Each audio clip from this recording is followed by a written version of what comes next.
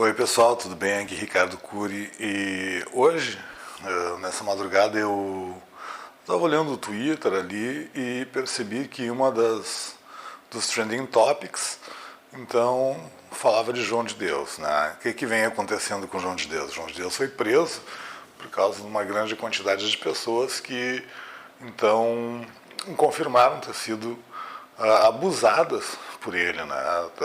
Várias pessoas de várias idades, né? Então já são mais de 600 casos contra ele, né? E ele está então com pedido de habeas corpus e pelo que eu entendi, então alguns dos juízes do Supremo Tribunal estão se retirando do julgamento do habeas corpus porque eles têm relacionamento com o João de Deus, frequentaram talvez o espaço lá do João de Deus. E João de Deus é uma pessoa que, além desses abusos, né, ele também vendia bebês, pelo que está sendo notificado.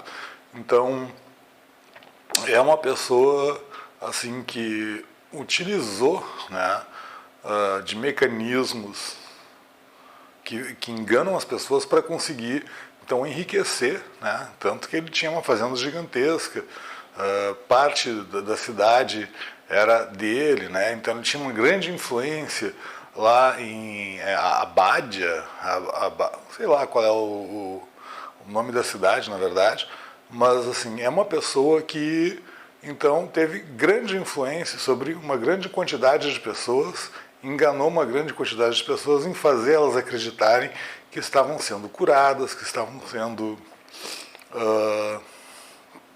de alguma forma, tendo algum benefício em estar participando, né, indo lá, deixando dinheiro lá e acreditando, então, nas coisas que esse cidadão brasileiro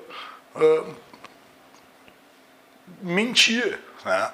E isso é muito, muito complicado. E por que eu estou fazendo esse vídeo? Por causa que não é justamente para falar, relatar as questões assim que aconteceram com o João de Deus, não sei, vocês podem ver nas notícias, né? Mas a minha preocupação em tudo isso é perceber como é fácil, ainda hoje em dia, apesar de toda a nossa tecnologia, toda a internet disponível com informações variadas, como é fácil das pessoas serem enganadas, né? Enganadas por uma ideia religiosa. Qualquer pessoa pode simplesmente sair dizendo que tem alguma habilidade e se ela conseguir convencer outras pessoas, as pessoas simplesmente dão dinheiro para elas. Então a gente pode ver aí instituições que têm muito dinheiro, né? Muito dinheiro justamente por causa que elas vendem essa ideia de cura, ou vendem essa ideia de milagre, ou até mesmo pessoas que dizem, que falam em nome de algum suposto Deus. Né? E isso é muito preocupante porque nós já estamos em quê? 2020, né?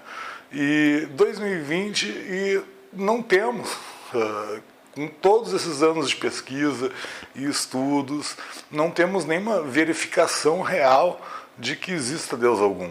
Né? Então essa ideia, independente do Deus que seja o Deus cristão, judeu, hindu, qualquer Deus, não existem deuses.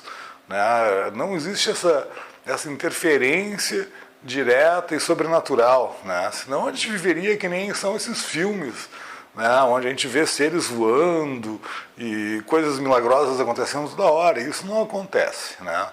Então, o mais provável quando as pessoas dizem que passaram por algum milagre ou que aconteceu alguma coisa milagrosa na vida delas ou viram alguma coisa incrível, o mais provável é que elas estejam ou enganadas, não saibam explicar o que elas viram, né? E também a gente tem que levar em consideração que as pessoas elas têm uma memória diferente do que o que aconteceu, na verdade, quando elas presenciaram algum fato. Então é só você pensar assim, o que você comeu, por exemplo, ontem ao meio-dia. Você se lembra exatamente o que você comeu, em que ordem que você comeu, as coisas que estavam no teu prato, ou como foi exatamente, né? Você tem essa precisão de memória com relação a uma coisa simples que você fez, você estava ali presente fazendo? Talvez não, né? É bem provável que não. Assim como quando alguém te conta uma história, você se lembra em detalhes as palavras que a pessoa te contou?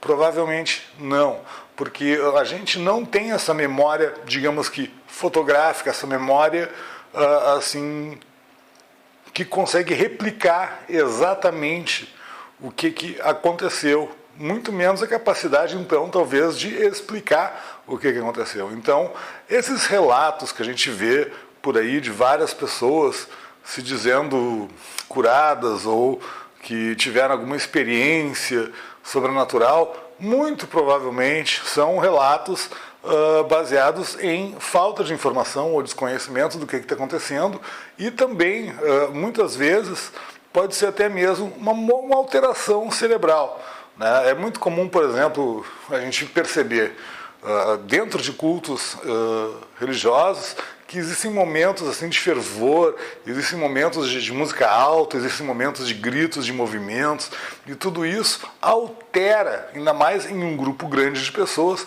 altera a capacidade sensorial da pessoa, né? E isso pode ser replicado de várias maneiras, né? Então, em shows, as pessoas também percebem isso, né? São vários momentos da vida que se pode presenciar esse tipo de manifestação, assim, ainda mais em um grupo grande de pessoas, onde a gente sente algo diferente, né? E muitas pessoas podem interpretar essa sensação como algo divino, quando na verdade é simplesmente alteração química cerebral, né? É uma euforia natural do ser humano, né? Então, muitas entidades, muitas pessoas, muitos pastores, muitas pessoas que praticam esses atos de engambelar os outros, utilizam desses recursos justamente para conseguir, então, convencer as pessoas que elas têm algum poder divino ou que elas representam alguma coisa que é sobrenatural, enquanto que, na verdade, isso tudo faz parte da realidade humana, né? Então, a minha preocupação é pensar assim, como que a gente chega num ponto desse e como é que a gente consegue ir adiante disso, passar por cima disso, né? Transcender, evoluir. Evoluir não necessariamente significa melhorar, né? Mas ir adiante, passar por cima desse caroço, né? Dessa pedra no caminho que é a religião. Porque a religião é, na verdade, uma maneira de atrasar a nossa capacidade de compreensão das coisas, né? Então, eu não quero jogar, né, areia na fogueira de ninguém, né? Mas eu também não quero viver num mundo onde as pessoas são enganadas, engambeladas por tudo que é tipo de falcatrua em função de uma crença que, na verdade, não tem nenhum embasamento, né? Não existe nada que comprove a existência de qualquer um desses deuses que esse pessoal todo vive pregando. E a gente passa muito tempo, sabe, perdendo tempo na sociedade, muito dinheiro investido em igrejas, em religiões, em distribuição de propaganda para incentivar esse tipo de pensamento. Tem pessoas, inclusive, assim, que são eleitas por causa desse tipo de visão de mundo, né?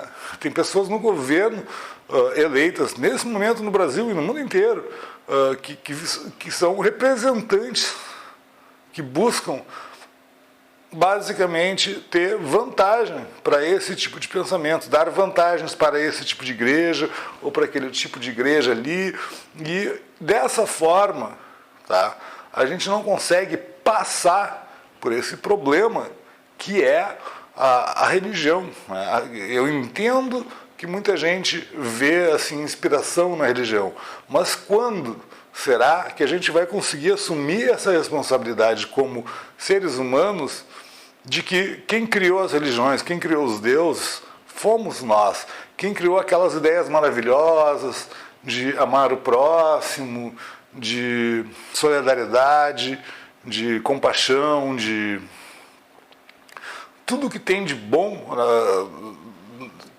que é inspiração na religião, em várias religiões, é na verdade da natureza humana, é tudo criado por humanos, são ideias humanas, dentro da filosofia, dentro do existencialismo humano, e é tudo parte da gente. Quando que a gente vai conseguir chegar num ponto de assumir essa responsabilidade? Porque assumir que nós criamos tudo isso também significa aceitar que nós somos totalmente responsáveis pelo que acontece.